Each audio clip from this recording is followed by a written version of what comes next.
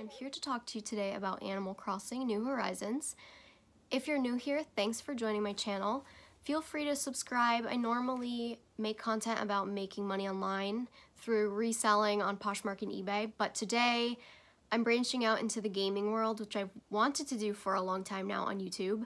I'm a huge gamer, and two of my favorite games are Animal Crossing and Sims. And I do play other games too, like some indie computer games, like Life is Strange. Gone Home is one of my absolute favorite games on the PC. If you haven't played that, I would highly recommend. Okay, Animal Crossing New Horizons came out March 20th. If you don't know, we've been waiting for this game to come out since the last Animal Crossing new game came out in 2012, which felt like an eternity to me, and I'm sure it did to you guys too if you play. I've been playing Animal Crossing since I was a little kid, and the first GameCube game came out, and I don't remember the year that was, but I'll try to put it somewhere on the screen. And I just remember the feeling of playing Animal Crossing for the first time, and the feeling that that gave me, and how happy it made me feel, how much I looked forward to loading the game up and seeing my house and my town every day. And to be honest with you, that feeling was kind of invigorated when this new game came out. So I'm 28 years old, and yes, I'm playing Animal Crossing. I'm here to tell you why you should too if you haven't before, and this is my review. My number one favorite thing about this new game is that I feel like there's an actual story progression of the game that other games didn't have. So what I mean by that is that you're actually waiting for things to happen. It keeps the game exciting. There's actual things that you have to unlock and tasks you have to do before you can unlock certain parts of the game. One of my favorite parts of the new game is the ability to build waterfalls and cliffs and paths. You can't do that in the very beginning. You have to work up to it and do other things before you can work up to building your waterfall. And then eventually Tom Nook will give you the construction permit and you can do those tasks. What I love is in the beginning of the game, Tom Nook tells you that he wants more villagers to move in. So he gives you a housing kit. He gives you 3 of them, and they're like little sleeping bags that he puts in your pocket. And he does that so that you can go out and you can actually find a place for your villager to move in. And you can place their house wherever you want it to. And then not only that, but he gives you a list of furniture that you have to find the supplies for, and then build the furniture and put it outside their house, and then the ones that they want inside the house you put in a box. I just realized how weird this whole video is going to sound to people that don't play Animal Crossing. You're probably like, who's Tom Nook? But it's just trust me, it's a great game.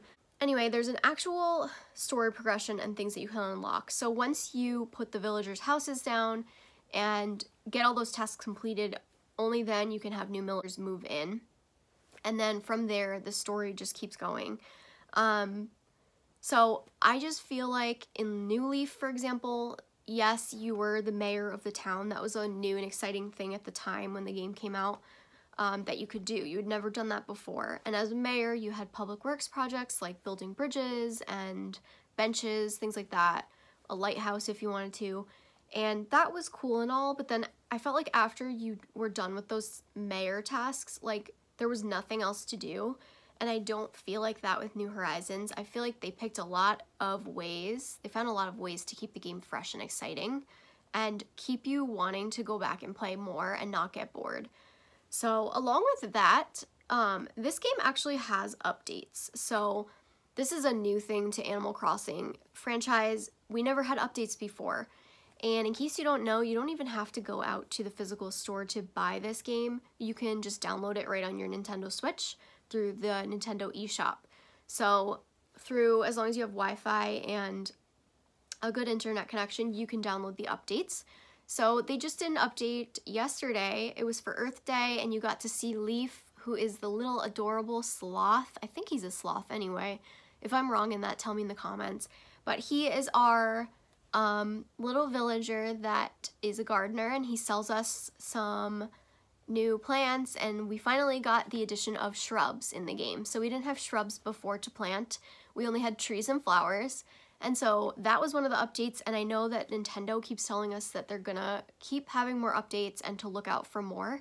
So it just keeps the game like really fresh and exciting.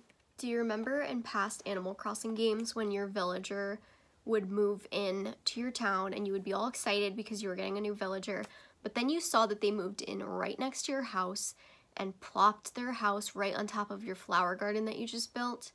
That doesn't happen in this game because you can actually pick where your villagers live now. So you get to go out and place their house wherever you want, whether you want them right next to you, which I don't know why you would, but some people might want that, or you want them way far apart, or I've even put my villagers on top of some of the cliffs, and I've wondered after how they get down. Like, do they have one of those little staircases that I get?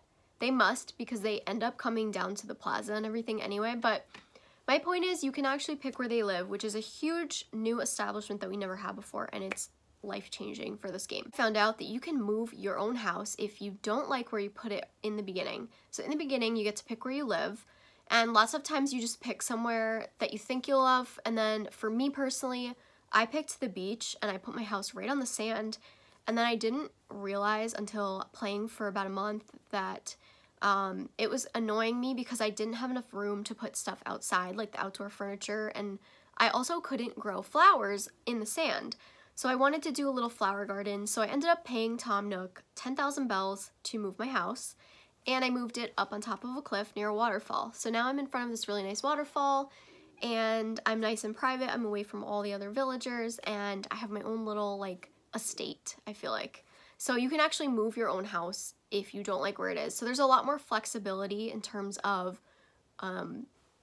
the layout of the land and the town, which is really something that we were missing, and I know Nintendo actually listened to us when we told them what we wanted in the new game. Favorite of mine in this game is the ability to craft your own DIY projects. So I'm gonna be honest, when I heard about this feature coming out in the new game, I was nervous because I was not a fan of the Animal Crossing Pocket Camp game that came out on your phone.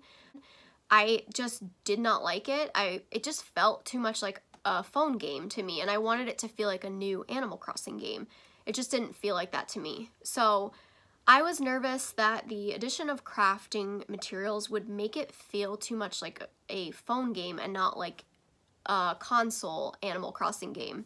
I was completely wrong in that. It's actually one of my favorite features of the game. It keeps it so exciting. Like I was saying before, another reason that it keeps it fresh and fun and like wanting you to come back. Your tools, when they break, for example, you have to craft a new one.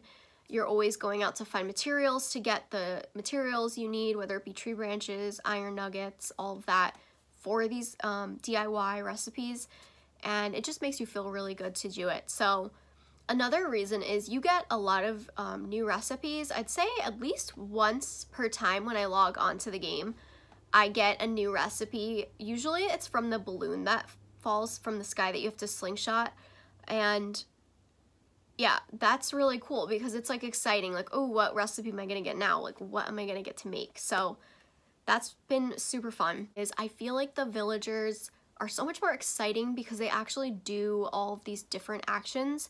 And what I mean by that is, I'll insert clips here. I've seen my villager Paula. She loves to work out. Paula actually works out more than I do, which is kind of sad, but she will be working out one moment and then holding a donut the next. It's just like, I can relate, you know? So things like that just make the game so much more exciting and like almost more realistic, I guess. So not only that, but they'll be like drinking something, they sit on your furniture, which is really cool, and it makes you feel just more integrated with them, like you're really doing something to help them by building furniture for them and that they actually use. Another thing I love about the new game is the new graphics are amazing. Definitely an upgrade from the past games. Like, the game is beautiful. A favorite of mine is going out at night, up on the cliffs, looking up at the moon and the sky, and I also love the sunset by the beach. Nintendo did an amazing job with the new graphics, and you can definitely see how much better it is than previous games. Have you ever played Animal Crossing before, or if you've played maybe when you were little but you were considering getting the game? Another reason I highly recommend it is how relaxing it is, especially in a time like this with everything going on. Everyone's home and looking for things to do. It is such a stress reliever for me personally, and I know many other people too.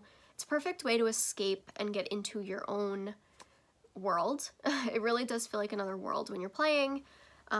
So I think it's a game that a lot of people will enjoy, even if they've never played or even if they don't play video games usually. I think it's a game that's very easily transferable to all age ranges and, you know, scopes of people around the world. I think everyone could enjoy Animal Crossing. Last but not least, the biggest thing for me that I love, one of the best things that I love about the new game, is that you could place furniture outside, and this just totally changes how your town looks. The ability to customize is just insane. Like, the things you can do, the towns that I've seen online that people have been creating are just amazing and like works of art. So you really feel like you're creating your very own piece of you. I know that sounds weird, but it's just a way to really express yourself in your town, a new whole way of expressing yourself. By being able to place furniture outside, you can place like a fossil outside if you want. I've seen people put like dinosaurs outside their museums. You can really do whatever you want in this game. I hope you guys enjoyed this video. If you did, please give it a thumbs up and make sure to comment down below. Make sure if you're playing the game, tell me what your new favorite parts of the new Animal Crossing game are. I'm interested to see what other people think, and if they like it better than the previous games, or maybe you're not really feeling it, let me know that too. I also want to mention that I am doing Let's Plays of Animal Crossing New Horizons on this channel, starting hopefully this week. I want to do one every week. I don't have a capture card, so I have a tripod, and I can film my screen using the tripod.